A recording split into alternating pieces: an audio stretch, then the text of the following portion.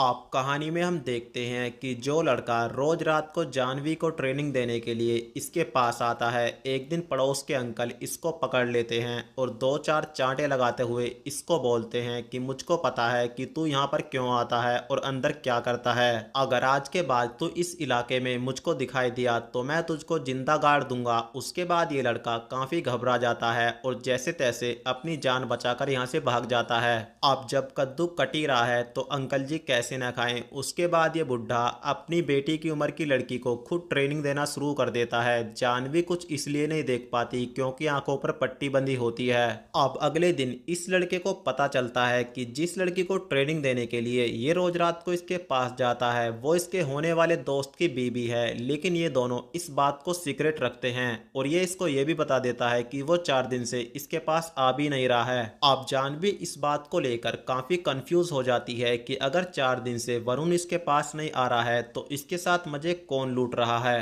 अब अगले दिन जानवी का पति शादी का जोड़ा लेकर जानवी के घर पर आता है और जानवी के गर्दन पर लव बाइट देख लेता है। बस दोस्तों फिर क्या, यह जानवी पर शक करना शुरू कर देता है और इसी टेंशन की वजह से घर जाकर ये पूरी रात पीता है और शादी के लिए भी मना कर देता है। क्योंकि दोस्तों जब जानवी के पापा के पास लड़के वालों का फ़ोन आता है तो वो शादी के लिए मना कर देते हैं। इस बात को लेकर जानवी के घर वाले काफ़ी टेंशन में आ जाते हैं क्योंकि शादी की सभी तैयारियां हो गई हैं और कार्ड भी छप गए हैं। अब जानवी अपने पेरेंट्स को बोलती है तुम टेंशन मत लो, मैं अजय से जाकर बात करती हूँ। अब रात को ही जानवी अजय के घर पर आती है और अजय को बोलती है कि जिस लव बाइट को देखकर तुम मुझ पर शक कर रहे हो, दरअसल वो लव बाइट मेरी बुआ के लड़के का है जो 2 साल का है। इस बात को सुनकर इसका होने वाला पति अपनी गलती पर काफ़ी पछतावा करता है और जानवी से माफ़ी मांगता है। अब जानवी पहले थोड़ा भाव खाती है और उसके बाद इसको माफ़ कर देती है। इस तरीके से दोनों पार्टी में फिर से खुशहाली देखने को मिलती है। जानवी अपने मन में सोचती है कि आज तो ये लव बाइट मरवा ही देता, लेकिन शादी के बाद जानवी को अपने पति के साथ वो सुख नहीं मिल पाता जो सुख उसको वो आदमी दे रहा है जिसका उसने चेहरा ही नहीं देखा। उसके बाद दोस्तों जानवी इस सुख को फिर से प्राप्त करना चाहती है और इस आदमी को रंगे हाथों पकड़ने के लिए पहले ही स्टोर रूम में जाकर छिप जाती है।